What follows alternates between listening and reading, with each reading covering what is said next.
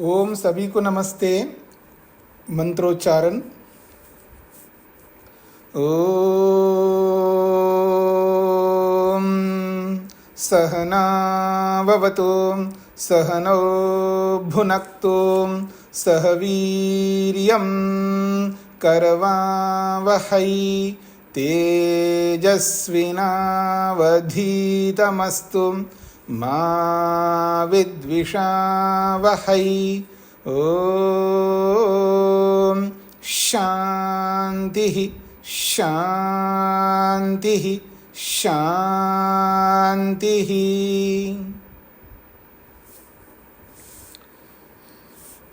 योग दर्शन की कक्षा संख्या 194 है। विभूतिपाद के एक सूत्र को हमने पूरा किया है। धारणा किसे कहते हैं? धारणा के बाद में ध्यान का प्रसंग आया है। सूत्र है तत्र प्रत्ययैकतानता ध्यान। तत्र प्रत्ययैकतानता ध्यान। तत्र का अर्थ है वहां पर। जैसे आप कहते हैं कुत्र कहाँ, यत्र जहां, तत्र वहां। तो तत्र का अर्थ है वहां। वहां कहाँ? जहां धारणा हुई है। ये तत्र शब्द जो है ये धारणा के लिए आया है। उस धारणा स्थल पर।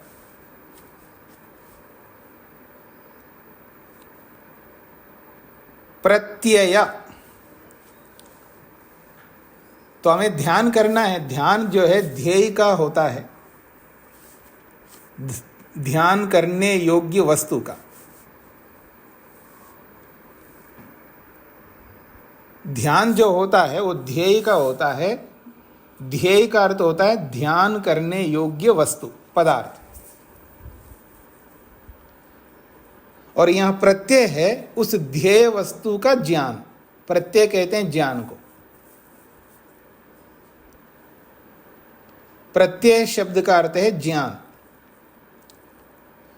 किसका ज्ञान? ध्येय वस्तु का ज्ञान, ध्यान करने योग्य वस्तु का ज्ञान। जिसका ध्यान करना है उस ध्यान करने योग्य वस्तु का जो ज्ञान है, और वो ज्ञान किसी ना किसी गुण का होगा। कोई भी वस्तु पदार्थ होता है, उस पदार्थ का जो भी ज्ञान होगा, पदार्थ का ज्ञान क्या होगा? उसके गुणों के अनुसार होगा। जैसा गुण वैसा ज्ञान।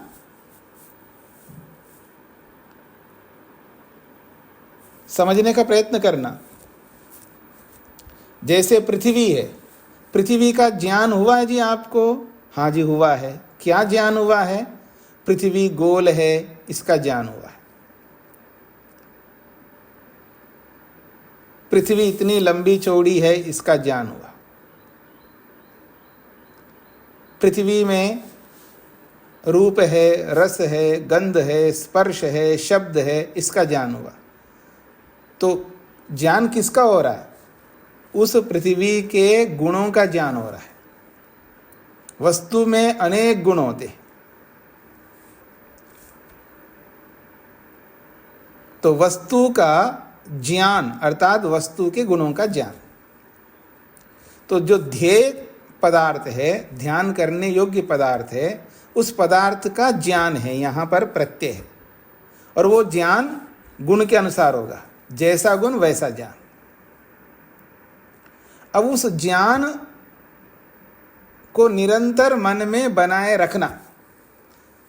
ध्यान करने योग्य वस्तु के किसी गुण के ज्ञान को निरंतर बनाए रखना, उसको कहा है यहां पर एकतानता। एकतानता का अर्थ है एको अविच्छिन्नः। एको अविच्छिन्नः तानः प्रचारः गति। ये संस्कृत में बोल रहा हूं मैं। तेल धारावत अविच्छिन्ना, तेल का धार होता है ना, देखो जी आजकल तो बहुत साधन हो गए हैं। हमने देखा है, बचपन में देखा भी है और किया भी है। वो टिन का डिब्बा होता है ना, टिन का 15 किलो का टिन, उसमें से घी है या तेल है, उसको बोतल में भरना है या किसी और पात्र में भरना है। तो कैसा करते थे, नीचे एक परात रखते, एक आदमी जो है उस टिन को ऊपर उठा रहा है पलटने के लिए, और एक आदमी जो है उस बोतल को पकड़ा है और एक कीप रखा है। बोतल, कीप एक व्यक्ति, और एक व्यक्ति टिन को उठाया है। परात इसलिए रखा जाता है, वो टिन से नीचे बाहर निकलता है तो नीचे नहीं गिरना चाहिए ना, उसके लिए परात है। और जो डाला जा रहा है उसमें कीप में, ताकि बोतल भरे। तो ऊपर उठा करके जब डालते हैं तो एक धार बनता है, और वो जो धार है वो लगातार चल रहा होता है। अनिल जी बताइए, अगर धार टूटे तो क्या होगा? स्वामी जी बिखर जाएगा, टिन से नीचे आ जाएगा, नीचे गिरने लगेगा वो। बिल्कुल सही कहा, क्योंकि लोग बोलते हैं बोतल नहीं भरेगा। अक्सर जो उत्तर देते हैं ये शायद बहुत जानबूझ करके सटीक उत्तर दे रहे हैं, या तो सुन रखा होगा इन्होंने। तो जब बोतल में डाला जा रहा है धार बना करके, धार टूटे तो अक्सर उत्तर क्या देते हैं लोग? बोतल नहीं भरेगा।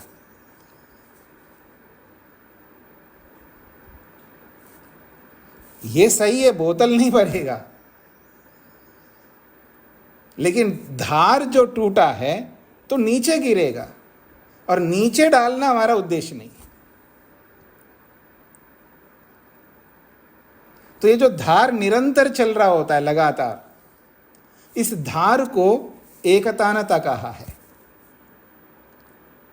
और ये जो धार है एकतानता, अर्थात धार जो है वो किसका धार है? प्रत्यय का। ये जो प्रत्यय है, ये जो ज्ञान है, वो किसका ज्ञान है? ध्येय पदार्थ का ज्ञान, ध्येय पदार्थ के किसी गुण का ज्ञान। वो उस गुण का ज्ञान निरंतर बना रहना है। समझने का प्रयत्न करना। ध्येय पदार्थ का जिसका ध्यान किया जा रहा है, उस पदार्थ के किसी एक गुण का ज्ञान निरंतर बना रहे, यह है एकतानता। और ज्ञान निरंतर न बना रहे, वो ज्ञान टूटे, अर्थात उस ज्ञान के जगह पर दूसरा ज्ञान आ जाए, तो ज्ञान की निरंतरता नहीं रहेगी, एकतानता नहीं रहेगी, तो ध्यान टूट गया।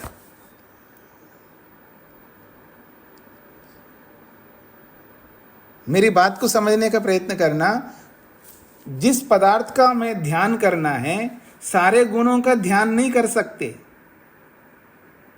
एक समय एक ही गुण का ध्यान करोगे आप, तो जिस गुण का ध्यान चल रहा है वो ध्यान निरंतर बना रहे, इसका मतलब एकतानता रहे, एक धार बना रहे, तो वो ज्ञान निरंतर वही ज्ञान बना रहे। बहुत कठिन काम है ध्यान करना, ये सरल नहीं है। एक ही ज्ञान निरंतर बना रहे, बहुत कठिन काम है।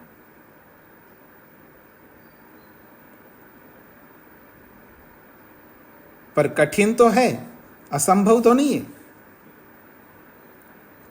तो ध्यान किसे कहते कहा जा रहा है? तत्र, उस धारणा स्थल पर, प्रत्यय ध्येय वस्तु के किसी गुण का ज्ञान एकतानता निरंतर बना रहना ध्यानम, ध्यान कहलाता है।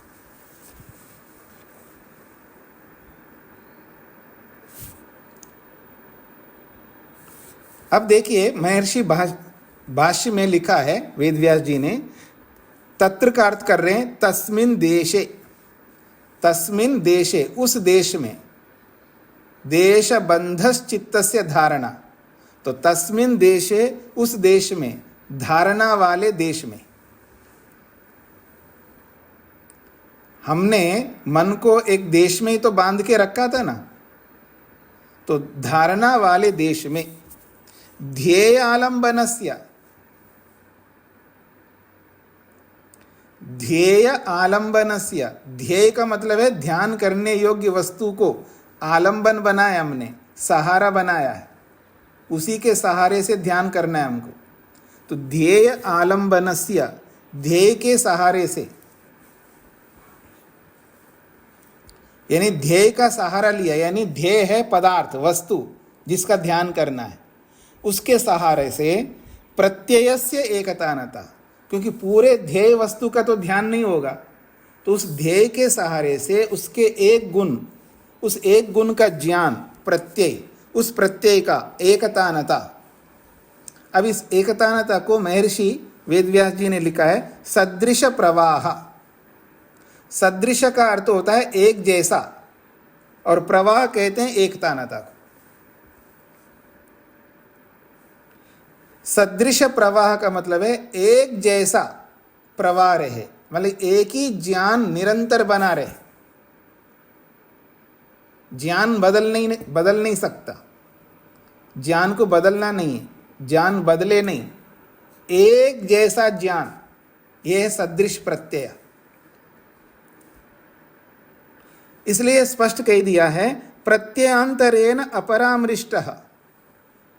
प्रत्ययांतरेण का मतलब दूसरे प्रत्यय आकर के वहाँ जुड़े नहीं। परामृष्ट का मतलब है जुड़ना, दूसरा प्रत्यय आकर के जुड़ना, और अपरामृष्ट का मतलब है ना जुड़ना। दूसरा प्रत्यय, दूसरा ज्ञान आकर के वहाँ ना जुड़े, जो ज्ञान चल रहा है वही ज्ञान सदृश प्रवाह, निरंतर उसी जैसा ज्ञान चलता रहे। दूसरा ज्ञान आकर के ना जुड़े तो कहते हैं ध्यानम, उसको ध्यान कहते हैं।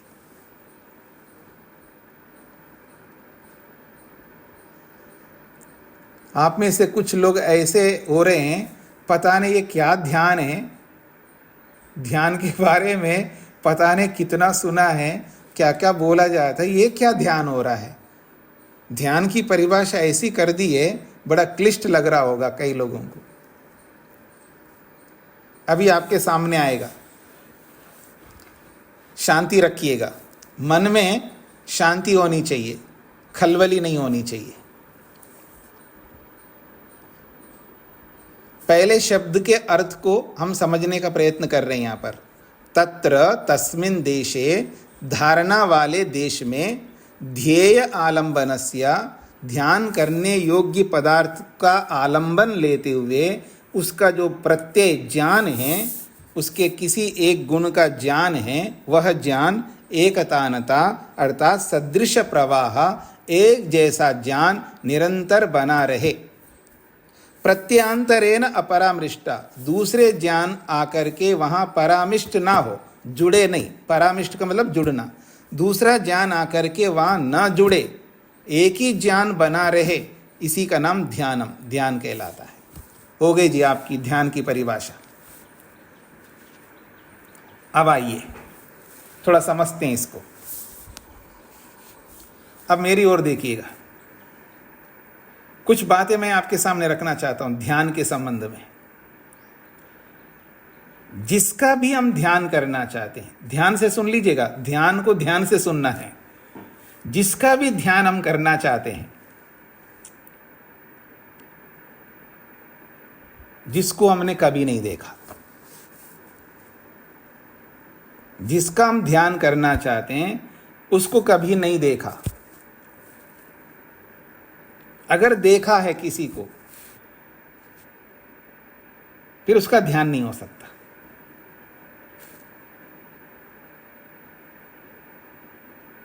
क्या हो सकता है? उसकी स्मृति हो सकती है।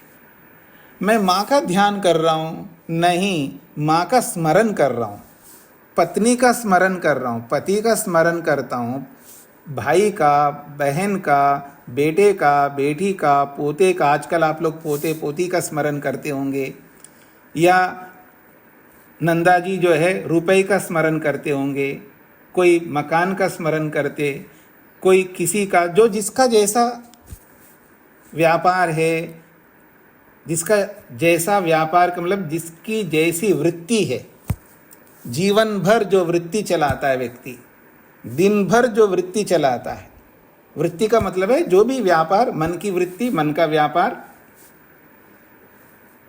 दिन भर जो भी मन से हम विचार करते हैं, किनका विचार करते हैं? या तो धन का विचार करेंगे, या मैं दो शब्दों में बोलूं, या किसी मनुष्य का विचार करेंगे या किसी जड़ वस्तु का विचार करेंगे, लिविंग बीइंग का या नॉन लिविंग थिंग का, दोनों में से किसी एक का विचार करेंगे। और इन दोनों विचारों में जिनको हमने देखा है, जिनको हमने देखा है उसका विचार करेंगे, जिनको हमने नहीं देखा है लेकिन उस जैसी वस्तु को देखा है। हाँ, ये भी याद रखना। मान लीजिएगा मैं आपको कहूँ फ्रांस के जर्मनी के प्राइम मिनिस्टर को आपने देखा ही नहीं है, फोटो में या किसी में, जैसा भी, पता ही नहीं है आपको। मान लीजिएगा मैं बोलूँ यूरोप के किसी एक देश का प्राइम मिनिस्टर होगा, उसको आपने नहीं देखा, उसके बारे में कुछ भी नहीं पता है, उसके बारे में कुछ भी नहीं पता है।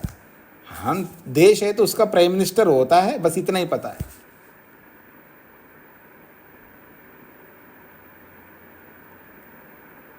पर उसको आप देख सकते हैं, जाओ उस देश में, अथवा इंटरनेट निकालो, सर्च करो तो उसका फोटो आदि सब देख सकते हैं आप।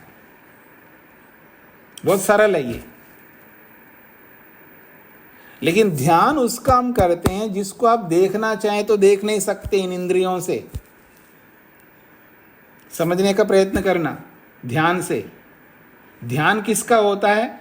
अप्रत्यक्ष वस्तु को प्रत्यक्ष करने के लिए ध्यान होता है। अर्थात जो इंद्रियों से जिसको हम नहीं देख सकते,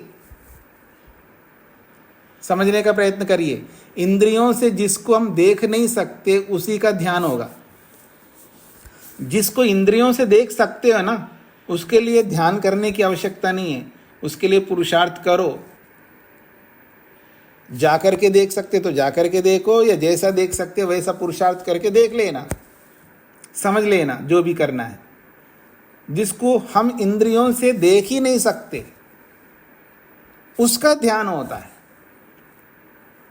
अप्रत्यक्ष वस्तु, इंद्रियों से न दिखाई देने वाली वस्तु का ध्यान होता है।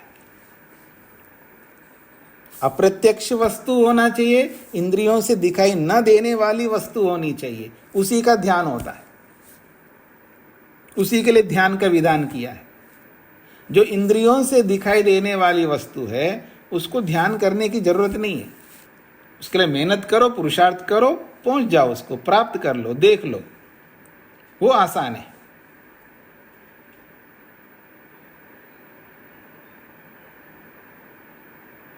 क्योंकि वहां तक पहुंचना पड़ता है हमको। मेरी बात को ध्यान से समझने का प्रयत्न करने का। मान लीजिएगा कि आप जिस पृथ्वी पे रहते हैं, एक दूसरी पृथ्वी, दूसरी धरती है, मान लीजिएगा ब्रह्मांड बहुत लंबा चौड़ा है। अब दूसरी धरती का आप देख ही नहीं सकते उनको इंद्रियों से, तो क्या उसको आप ध्यान करेंगे? नहीं कर सकते। समझने का प्रयत्न करना, उसका ध्यान नहीं कर सकते आप।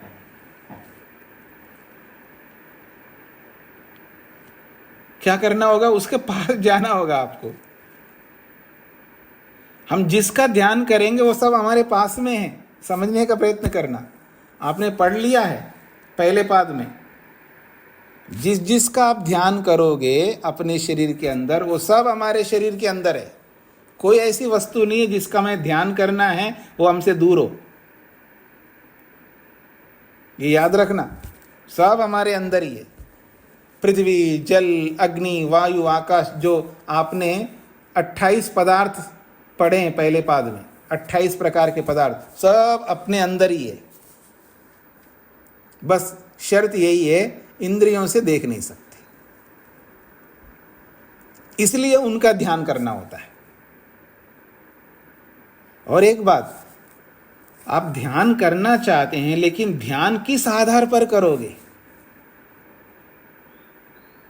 ध्यान ऐसे यूं आंख बंद करके ध्यान करने लग जाए, नहीं कर सकते। उस वस्तु के स्वरूप को पढ़ना होगा, शब्द प्रमाण के माध्यम से या अनुमान प्रमाण के माध्यम से।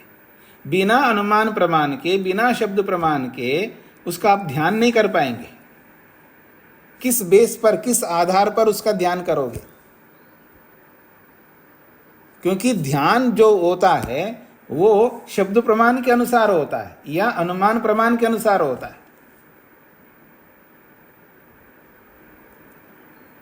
बिना प्रमाणों से जाने उस वस्तु का आप ध्यान भी करोगे, ध्यान नहीं होगा, वो कुछ पता नहीं क्या होगा, आप ही जानो।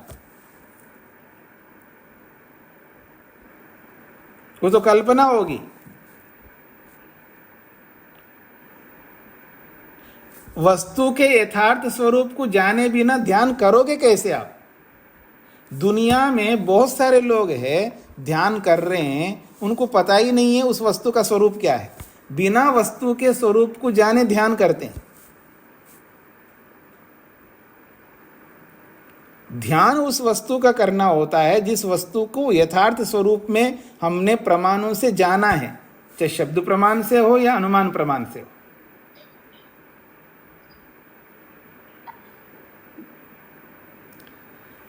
पूरा नहीं जान सकते तो जितना भी जाना उतने अनुसार ही हमको ध्यान करना पड़ेगा।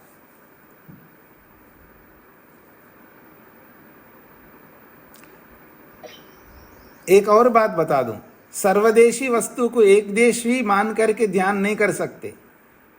एक देशी वस्तु को सर्वदेशी मान करके ध्यान नहीं कर सकते, क्योंकि ध्यान का बेस, आधार जो है वो ही गलत है।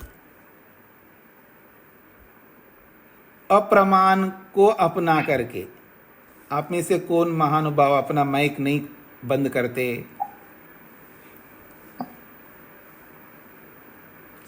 तो अप्रमाण का मतलब है जो वस्तु जैसी नहीं है उस वस्तु को वैसा मान करके कोई कितना ही ध्यान करे वो नहीं पहुंच सकता समाधि तक, क्योंकि जिस आधार पर ध्यान चल रहा है वो आधार ही गलत है, अशुद्ध है, अपवित्र है।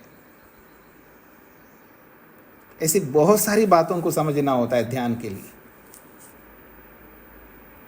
अप्रत्यक्ष वस्तु को, इंद्रियों से न दिखाई देने वाली वस्तु को देखने के लिए प्रमाण के आधार पर, शब्द प्रमाण के आधार पर, अनुमान प्रमाण के आधार पर उस वस्तु का ध्यान करना होता है। यह मोटी भाषा में कहूं, अप्रत्यक्ष वस्तु को प्रत्यक्ष करने के लिए ध्यान किया जाता है। प्रत्यक्ष वस्तु का ध्यान करने की आवश्यकता नहीं है।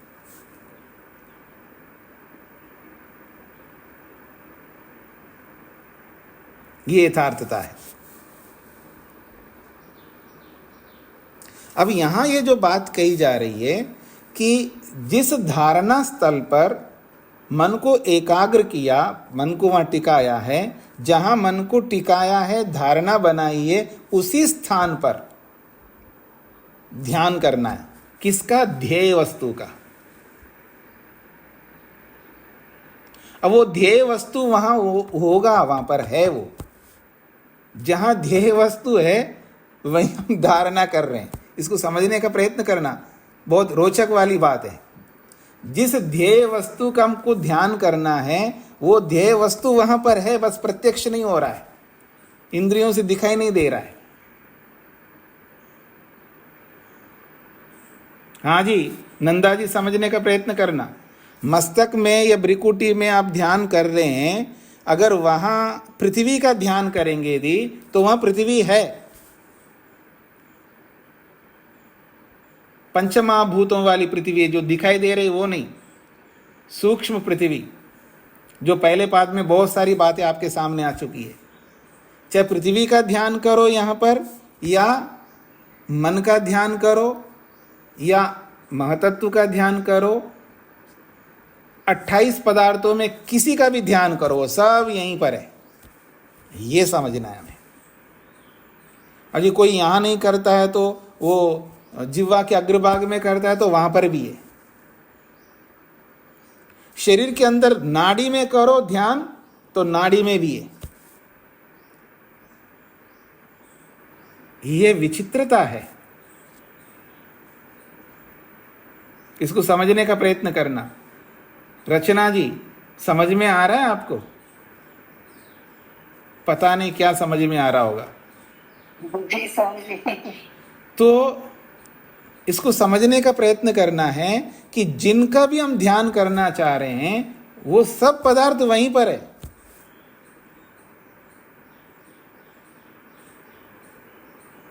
और ये बात आपने पहले पाद में अच्छी तरह समझने का प्रयत्न किया। उसको रिकॉल करो, उसको आवृत्त करो, उसको दोबारा सुनो तो आपको ताजा हो जाएगा। विस्तार से सुनो उनको।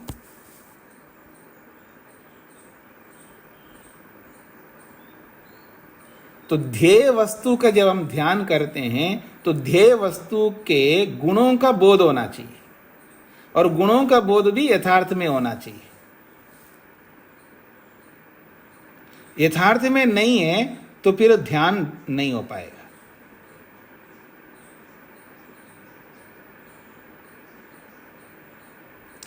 अनेक बार भावना जो होती है, कोई व्यक्ति मान लीजिएगा ऐसी भावना कर लेता है कि परमात्मा साकार के रूप में है, ऐसी भावना से वो ध्यान कर रहा होता है तो साकार की जो आकृति है ना, वो आकृति को देख रहा होता है। वो या तो मन से देख रहा होता है, बंद आंखों से देख रहा होता है।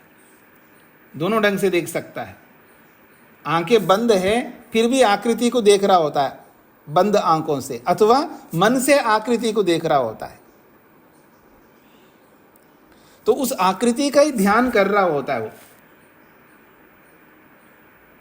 वास्तव में वो ध्यान नहीं कहलाता है, फिर भी मान करके चलते थोड़ी देर के लिए उस आकृति को वो मन से देख रहा होता है, और फिर वो आकृति जो है एक दिन प्रत्यक्ष हो जाता है उसको। आकृति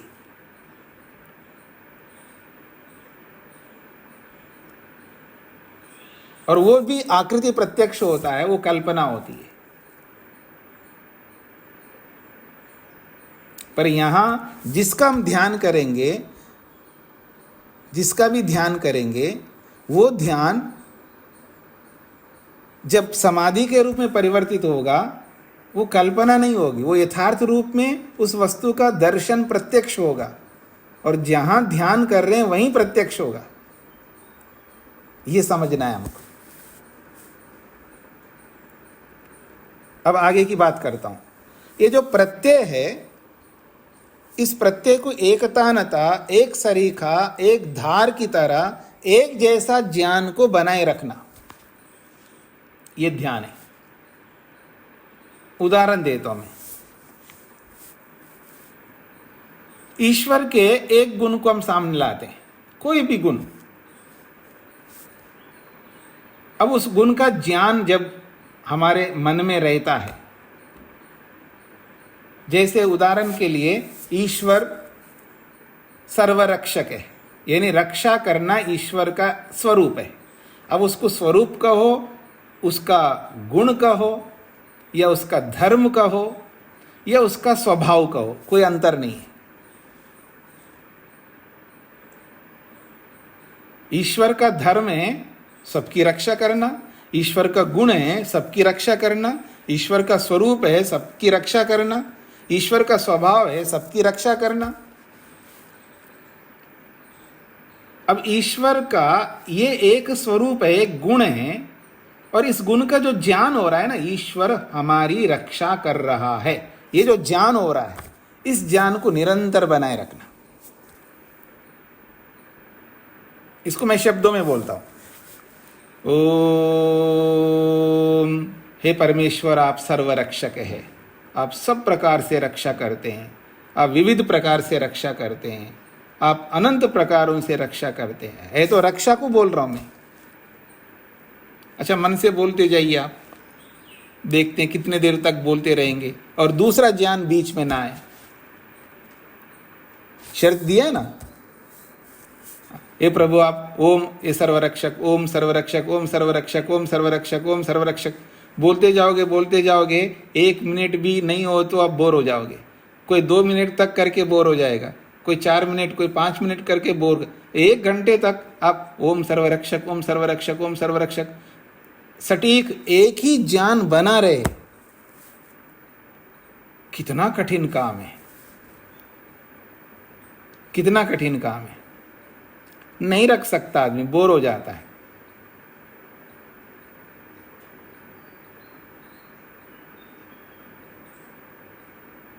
अच्छा, आपके मनपसंद का कोई पिक्चर है, सीरियल है, या कोई डायलॉग है या जो भी है, एक जो मारने का है या काटने का है या गाली देने का है, अथवा कोई बहुत अच्छा मैसेज देने का, कोई भी एक डायलॉग, तो आप 1 बार सुनिए, 2 बार सुनिए, 3 बार, बार बार उसको रिपीट करते जाइए, रिपीट करते जाइए, रिपीट करते जाइए, रिपीट करते जाइए, रिपीट करते जाइए। बोर होंगे नहीं होंगे, उबेंगे नहीं, उबेंगे। ऐसे ही ये ईश्वर आप सर्वरक्षक, चाहे सर्वरक्षक ले लो, ये ईश्वर आप आनंद स्वरूप, आप आनंद स्वरूप हो, आप आनंद स्वरूप हो, आप आनंद स्वरूप हो, आप आनंद स्वरूप, बोर हो जाएगा आदमी। लेकिन बोला ये जा रहा है कि एक ही ज्ञान लगातार बना रहे, एक ही ज्ञान लगातार बना रहे। कैसे?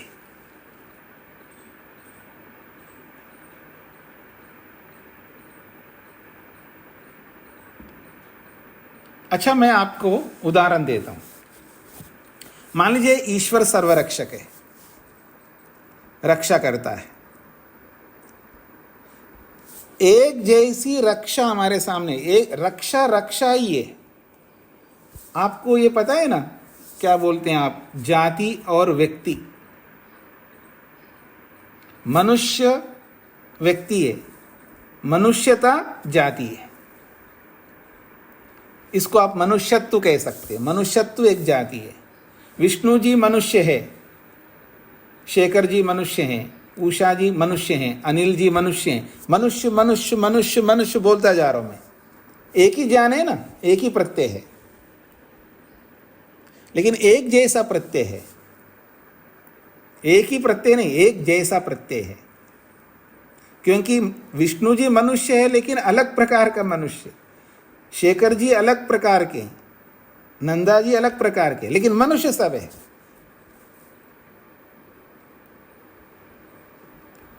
मेरे मन में ये भी मनुष्य, ये भी मनुष्य, ये भी मनुष्य, मनुष्यत्व बराबर बना रहना चाहिए। व्यक्ति बदल जाए, मेरे कोई आपत्ति नहीं। व्यक्ति बदल जाए, बदलेंगे ही, लेकिन मनुष्यत्व बराबर मन के अंदर बना रहेगा। मनुष्यत्व बदलना नहीं है। मनुष्यत्व को हटा करके गोत्व नहीं ला सकता, मनुष्यत्व को हटा करके अश्वत्व नहीं ला सकता। मनुष्यत्व ही बराबर बना रहे, लेकिन मनुष्य बदलते जाए, कोई आपत्ति नहीं है। मेरा फोकस मनुष्यत्व में रहेगा, व्यक्ति में नहीं रहेगा। मेरे को नंदा जी से कुछ लेना देना नहीं है, मनुष्यत्व से लेने देना है। विष्णु जी से कोई लेना देना नहीं है, शेखर जी से कोई लेना देना नहीं है, लेकिन मनुष्यत्व से लेना देना है। ये भी मनुष्य, ये भी मनुष्य, मनुष्य मनुष्य मनुष्य। मुख्यतः प्रधानता मनुष्यत्व के है, व्यक्ति की प्रधानता नहीं है। तो ईश्वर रक्षा करता है। कैसे? कैसे रक्षा करता है? सांस देकर के रक्षा करता है। रक्षा करना मुख्य है, सांस मुख्य नहीं है।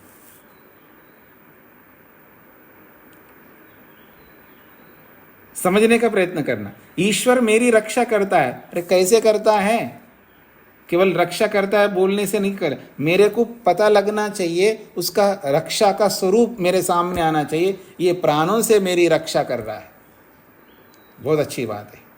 अब प्राणों से रक्षा कर रहा है तो ईश्वर हट जाता है, प्राण सामने आ जाता है। ये थोड़ा सा आपको कठिन लगे, देखिए, मैं माँ के बिना नहीं हूँ, पिता के बिना नहीं हूँ। माँ के माध्यम से, पिता के माध्यम से परमात्मा मेरी रक्षा कर रहा है। मुझ आत्मा की रक्षा माता पिता के माध्यम से कर रहा है। अगर माता पिता ना हो तो मैं नहीं हूं। तो जब माता पिता के माध्यम से मेरी रक्षा कर रहा है ईश्वर, तो हे परमेश्वर आप माता पिता के माध्यम से रक्षा कर। परमेश्वर तो गायब हो जाएगा, माता पिता सामने आ जाएंगे। मुख्य किसका है? मुख्यतः रक्षा करना मुख्यता है, माध्यम मुख्य नहीं है, माता पिता मुख्य नहीं है, रक्षा मुख्य है। रक्षा को सामने रखना। देखो आप इनके माध्यम से रक्षा कर रहे हो, लेकिन फोकस रक्षा में है। अच्छा, पत्नी से मेरी रक्षा कर रहे हो तो पत्नी सामने आ जाएगी, नहीं लाना है, नहीं लाना है। रक्षा मुख्य है, पत्नी के माध्यम से रक्षा कर रहे हो लेकिन रक्षा मुख्य रहेगा। पॉसिबल है क्या? ये मैं ऐसे बोलता जा रहा हूं, बिल्कुल पॉसिबल है।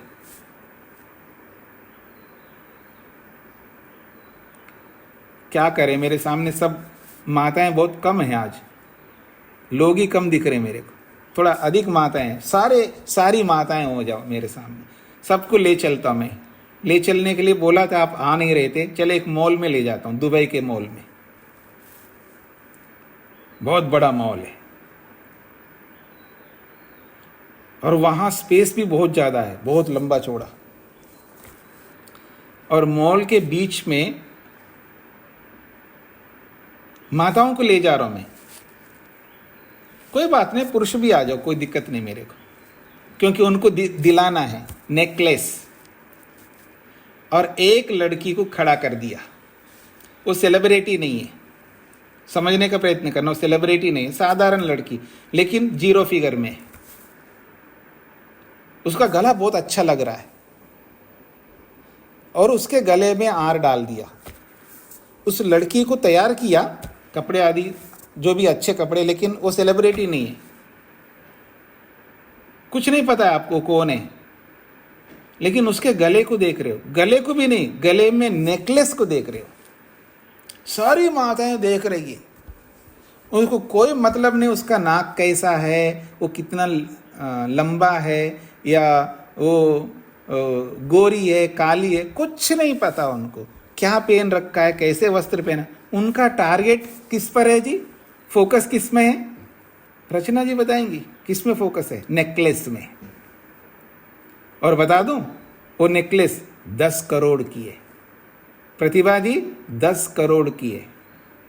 हाँ, साधारण नेकलेस नहीं है, सब लोग देख रहे हैं, 10 करोड़ की है नेकलेस। सब का फोकस किस में है? नेकलेस में है। लेकिन क्या वो नेकलेस उस गले के बिना रह सकता है? उस लड़की के बिना रह सकता है? और जहां पर खड़ा रखा है, जिस पर भी खड़ा रखा है, उसके बिना वो नेकलेस हो सकता है? वो जो जगह है पूरा मॉल, उसके बिना हो सकता है? उस देश के बिना हो सकता है? उस नेकलेस के साथ कितने लोग जुड़े हैं? समझ रहे हैं आप मेरी बात को? सब व्यापकता से देखते जाइएगा, उस एक नेकलेस के पीछे कितने लोग जुड़े हुए हैं, उन सब के कारण से वो नेकलेस है। लेकिन उन सबको भुला दिया आपने, और आपका फोकस केवल एक ही नेकलेस में है। सेम टू सेम यही स्थिति ईश्वर की सुरक्षा पर रहना चाहिए। सुरक्षा यानी सर्वरक्षकत्व में हमारा फोकस होना चाहिए। माध्यम आते जा रहे हैं, आते जा रहे हैं, आते जा रहे हैं, आते जा रहे हैं, पर सुरक्षा मेरे को दिखाई दे रही है। देखो, इनसे भी सुरक्षा, इनसे भी सुरक्षा, तो एक एक सुरक्षा को लाते रहा है सामने। सुरक्षा करने वाले व्यक्ति बदलते जाएंगे, लेकिन सुरक्षा नहीं बदल रही है। सुरक्षा सेम टू सेम है। ये है प्रत्येकतानता। फिर बोर नहीं होंगे आप, फिर नहीं बोर होंगे।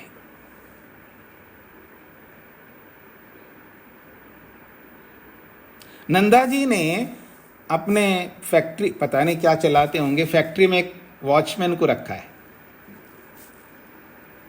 और वो सिविल ड्रेस में है और नंदा जी के साथ बातचीत कर रहे हैं। विष्णु जी सुन रहे हैं, ये बंदा कैसा बोल रहा है, इसको कुछ कॉमन सेंस है या नहीं है, ये बोल कैसे रहा। अब वो बोल करके चला गया। और विष्णु जी ने पूछा है कि नंदा जी ये बंदा कौन था। ये तो वॉचमैन था। जैसे ही वॉचमैन सुनते ही क्या समझ में आया आपको?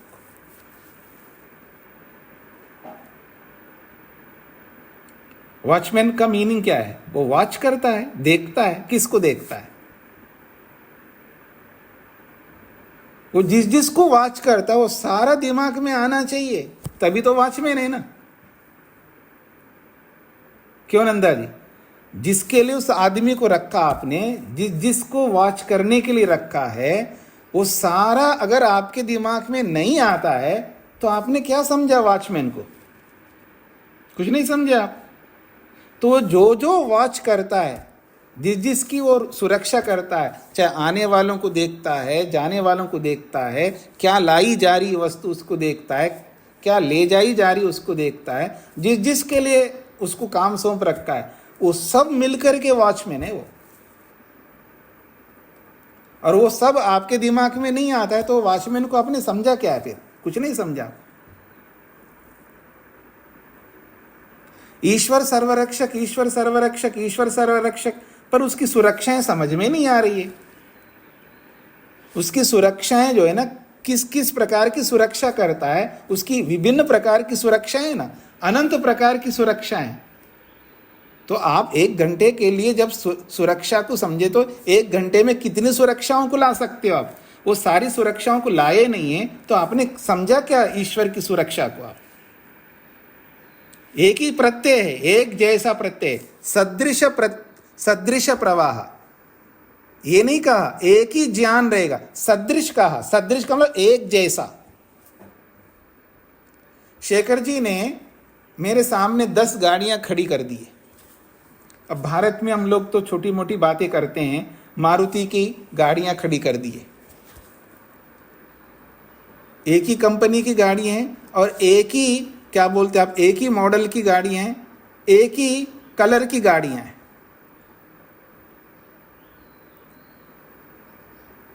वो एक गाड़ी है, एक जैसी गाड़ी है। क्यों नंदा जी? एक गाड़ी है, एक जैसी गाड़ी है। एक जैसी अलग होता है, एक गाड़ी अलग होता है। एक ज्ञान अलग होता है, एक जैसा ज्ञान अलग होता है। इन बातों को समझने का प्रयत्न करिएगा। एक जैसा ज्ञान, एक ज्ञान, एक ज्ञान में एकत्व है, एक जैसा ज्ञान में अनेकत्व है। तो प्रत्यय एकता न, तो मतलब एक जैसा ज्ञान होना चाहिए, पर ज्ञान अलग अलग है लेकिन सब एक जैसा है। नंदा जी मनुष्य हैं, विष्णु जी मनुष्य हैं, शेखर जी मनुष्य हैं, मनुष्यत्व एक ही है लेकिन व्यक्ति अलग अलग है।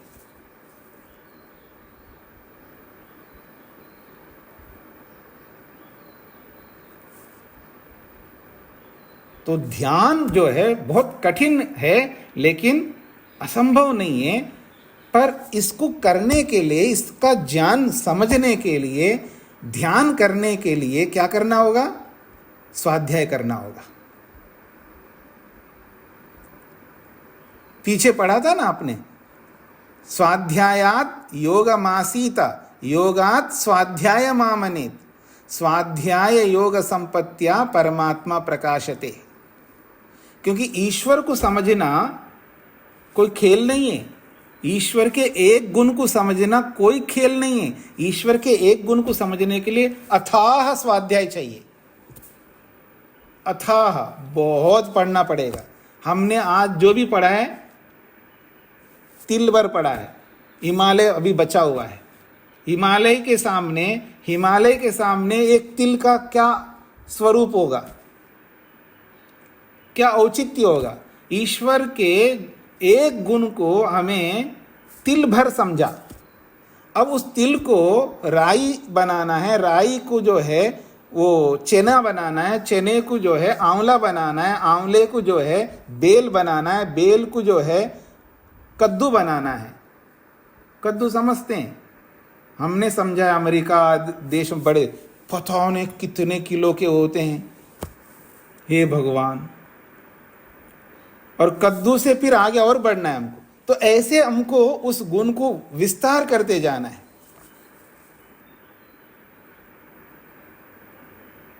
तो ईश्वर के एक स्वरूप को समझने के लिए कितना ज्ञान प्राप्त करना होगा, यानी कितना स्वाध्याय करना। तो स्वाध्याय करते जाओ, फिर ध्यान करते जाओ, फिर ध्यान करते जाओ, फिर स्वाध्याय करते जाओ। जब हम ध्यान में बैठते हैं, किसी एक गुण को लेकर के आप न जाने कब से ध्यान कर रहे होंगे, न जाने कितना पढ़ा होगा, आपका सारा पढ़ा हुआ समाप्त हो जाता है ध्यान के काल में, तुरंत समाप्त हो जाता है। इतना ही कम ज्ञान है हमारा, इसलिए तो बोर होते हैं हम लोग। इसलिए बहुत स्वाध्याय करना पड़ता है, इतना लगे रहना पड़ता है। पुस्तक का कीड़ा, समझते ना, पुस्तक का कीड़ा बनना है, बहुत समझना है ईश्वर को। जितना ज्यादा ईश्वर के गुणों को समझेंगे उतना ही अच्छा ध्यान होगा। उसकी एक एक सुरक्षा को गिनाते जाओ, गिनाते जाओ। अनंत सुरक्षाएं, अनंत अनंत सुरक्षाओं में कुछ तो एक घंटे के लिए जितना हम सुरक्षाओं को ला सकते इतना तो हम जाने, और इतनी सुरक्षाओं को लाना कोई सरल नहीं है, बहुत स्वाध्याय करना पड़ता है, डीप में माइक्रो करके करना पड़ेगा। इसलिए मनन करना पड़ता है, इसलिए निधिध्यासन करना पड़ता है, इसलिए एकांत सेवन करना पड़ता है, इसलिए मौन रहना पड़ता है, इसलिए गंभीर रहना पड़ता है, इसलिए पागल जैसा रहना पड़ता है। लोग कहते तो पागल आदमी देखो कैसे रहे, हमको तो लोग पागल कहते, कमरे में बैठे रहते, बाहर ही नहीं निकलते, पता नहीं क्या करते पागल आदमी।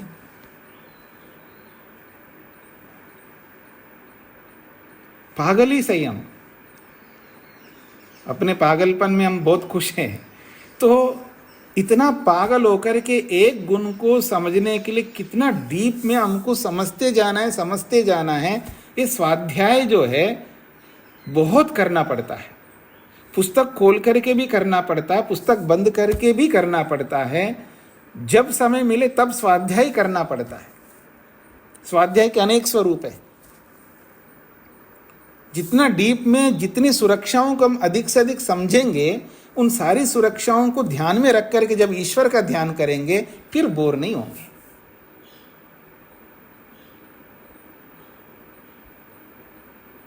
अच्छा, नंदा जी के सामने 500 के नोट आ गए जी, कितने हैं जी? 1 करोड़। उसके बाद बोर हो जाएंगे व्यक्ति, और चाहिए। अगर आते जाए नोट, आते जाए आते जाए आते जाए, फिर क्या मन लगता जाएगा, लगता जाएगा, लगता जाएगा, लगता ही जाएगा, क्योंकि नोट आते ही जा रहे हैं, नोटों का आना रुका नहीं है। तो मन लगेगा और चाहिए और चाहिए और चाहिए, बस आगे घुसता जाता है नोटों में। तो और नोट आते जा रहे हैं और लेता जा रहे हैं, आते जा रहे हैं, लेते जा। तो ऐसे ही एक एक सुरक्षा आती जा रही है, समझते जा रहे हैं, और आती जा रही, समझती जा रहे, समझते जा रहे हैं। और सुरक्षाएं बंद हो जाएं फिर क्या करेंगे जी? फिर जो आ गई है उसी को दोबारा रिपीट करोगे तो बोर हो जाओगे। अब बोर होना नहीं है तो और क्या करना पड़ेगा? ले आओ, मेहनत करते जाओ। जैसे नोटों के लिए मेहनत करते हम लोग, ऐसे ही मेहनत करते जाओ, और नोट लाओ और नोट लाओ, तो और सुरक्षाएं लाओ। और सुरक्षा ऐसे नहीं आएंगी, उसके लिए स्वाध्याय करना पड़ता है, उसके लिए मनन करना पड़ता है, उसके लिए प्रमाणों को जुटाना पड़ता है। इसके लिए जीवन है। जीवन किसके लिए? वास्तव में इसके लिए।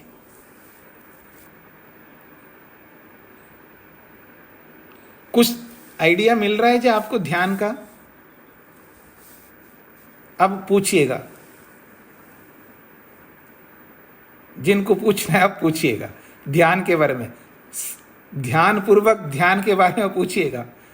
जी नरेंद्र जी। स्वामी जी ओम। जी स्वामी जी ये जानना चाहते हैं, जैसे प्रारंभिक अभ्यासी क्या एक ही गुणों का प्रतिदिन अभ्यास करे, इसका लाभ अधिक मिलेगा? फिर बोलिए एक बार। क्या प्रारंभिक अभ्यासी एक ही ईश्वर के गुणों का प्रतिदिन अभ्यास करता रहे, क्या इसका लाभ अधिक मिल जाएगा? नहीं मिलेगा, प्रारंभिक अभ्यासी नहीं मिलेगा। अनेक गुणों का अभ्यास करना होगा प्रारंभ में। जो संध्या करता है ना व्यक्ति, संध्या में न जाने कितने गुण आते हैं, कितने मंत्र आते हैं, कितने शब्द आते हैं। प्रारंभ में एक गुण का अभ्यास नहीं कर सकता। जी जी धन्यवाद। सरोज जी। नमस्ते स्वामी जी। जी मतलब कि हमें इस प्रारंभ में तो कई गुणों का करना है और एक्सपीरियंस होने के बाद एक ही गुण को पकड़ के उसी के हाँ जी, हाँ उसी जी, के बारे में करना। जी जी, क्योंकि हमारा स्तर बहुत निम्न स्तर है, तो प्रारंभ में एक ही गुण में हम लगातार नहीं जा सकते हैं। कई बार ऐसा भी होता है कि वो ध्यान करना ही बंद कर देगा, उल्टा चलने लग जाएगा। इसलिए तो अच्छा है कि अनेक मंत्रों से, जो जैसे संध्या में अनेक मंत्र है, उसके माध्यम से उन्हीं मंत्रों में मन लगाने का प्रयास करना है। उन मंत्रों को बोलते हुए भी आदमी और जगह ले जाता है ना, यानी संध्या करता हुआ भी मन को भटकाता रहता है ना। ये सब आप लोगों के एक्सपीरियंस होगा। इसलिए उन्हीं मंत्रों में रह सके, ये भी अपनी बड़ी बड़ी उपलब्धि है। उन मंत्रों से बाहर ना निकले, उन्हीं मंत्रों में, उन्हीं मंत्रों के अर्थों में बने रहे, ये भी एक ध्यान है। जी मोहनलाल जी।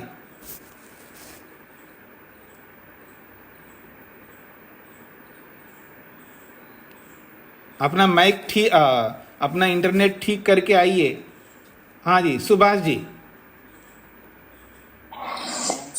जी ने धारणा के टाइम बताया था कि धारणा बनाते हैं तो एक ही स्थान पे ध्यान वहीं पे केंद्रित, मतलब ध्यान को धारणा पे आपने बताया था कि जैसे हमने प्रकृति पे, आज्ञा चक्र पे हमने ध्यान लगाया, तो वहां पे उसका ध्यान नहीं रखना, ध्येय का ध्यान रखना है। आपने कल इस तरह से बताया था स्वामी। हाँ जी, हाँ जी, हाँ जी। तो फिर वो कैसे संभव है? मतलब हम जैसे एक जगह धारणा बनाएंगे, फिर ध्यान की तरफ ईश्वर का ध्यान करेंगे तो उस पर ध्यान चला जाएगा, तो वो दोनों चीजें पकड़ नहीं पा रहे स्वामी जी। ऐसा है, मन को टिकाया। अच्छा मैं आपको उदाहरण देता हूँ, समझाता हूँ मैं आपको। बाउंड्री होती है ना, वॉल, बाउंड्री वॉल होता है, अपने अपने घरों में होता है। तो बाउंड्री वॉल कोई कम नीचे बनाता है, कोई बहुत ऊंचा बनाता है। बहुत ऊंचा भी नहीं, बहुत नीचा भी नहीं है, पर मैं बाहर देख नहीं सकता, इतना वॉल ऊंचा है, ठीक है ना। अब हो गया, दंगे होते हैं ना, दंगे हो गए जी, बाहर से लोग आक्रमण कर रहे हैं और आप लोग भी आक्रमण करना है आप, लेकिन आप बाहर नहीं आक्रमण नहीं कर पा रहे, देख ही नहीं पा रहे, तो कैसे आक्रमण करोगे? तो एक काम करते हैं, एक स्टूल लगा दीजिएगा, स्टूल ला करके उस पर खड़े हो जाए तो आप बाहर देख सकते हैं। समझ रहे हो? अब स्टूल पर खड़ा होने के बाद फिर आप बाहर वार कर रहे हो, चाहे बंदूक से या जैसे भी पत्थरों से, जैसा भी आप कर रहे हो। तो वॉल पर जब स्टूल पर खड़े हो गया तो स्टूल पर खड़ा होना है धारणा। अब खड़ा हो गया ना, अब वार करते जाओ ना आगे। हजे स्टूल पे खड़ा हूं या ना हूं, इसको क्या सोचना है आपको, तो खड़े ही आप। स्टूल पर खड़े होने के बाद स्टूल के बारे में नहीं सोचना है, बस वार करते जाओ, वार के बारे में सोचो। स्वामी जी निवेदन ये है कि ये ज्ञानात्मक है कि हमने मतलब आज्ञा चक्र पे ध्यान लगा दिया हमने, ज्ञानात्मक है चीजें जी। तो फिर वो मतलब किस तरह से रहेगा? मतलब भाई हमारा या तो ज्ञान लगा दिया कि भाई आज्ञा चक्र पे है, और फिर उसके बाद ईश्वर का ध्यान, जैसे सर्वरक्षक गुण पे ध्यान किया, तो वो मतलब थोड़ा सा क्लियर नहीं हो पा रही। क्लियर इसलिए नहीं हो रहा है, आपकी परेशानी है कि आप ज्ञानात्मक को प्रत्यक्षात्मक समझना चाहते हैं, यही है ना। जी जी जी जी। तो आप समाधि में, अब ध्यान में समाधि क्यों लाते हो? ध्यान तो ज्ञानात्मक ही होगा, शब्द प्रमाण से ही ध्यान होगा, अनुमान प्रमाण से ध्यान होगा। सारा ध्यान अनुमान और शब्द प्रमाण के आधार पर चलता है, वहां कोई प्रत्यक्ष नहीं होता है। समझ रहे ना मेरी बात को? हाँ, तो इसलिए उस चक्कर में मत पड़िएगा कि वो तो समझ में कैसे आएगा। कैसे समझ में आएगा? जो ज्ञानात्मक चल रहा है, अनुमान प्रमाण से चल रहा है, शब्द प्रमाण से चल रहा है, उसको तो प्रत्यक्ष अनुभव नहीं कर सकते आप। जब समाधि में जाओगे तो वही ध्यान प्रत्यक्ष होगा। उसकी चर्चा अगले सूत्र में हम करेंगे, तब आपको और क्लियर हो जाएगा। जी शेखर जी। प्रणाम स्वामी जी। जी जब हम मन को नासिका के अग्र भाग पर लगाते हैं तो वहाँ स्वामी जी वहाँ रूप का अभाव होगा क्या? जो अंधकार है वो उसको मैं अभी रूप का अभाव समझूंगा, तो इंद्रियों का प्रत्याहार है। नहीं, रूप का अभाव ऐसा है कि आप आंखों से तो वहां देख नहीं रहे ना नासिका के अग्रभाग को, तो रूप का कोई बोध होगा ही नहीं आपको।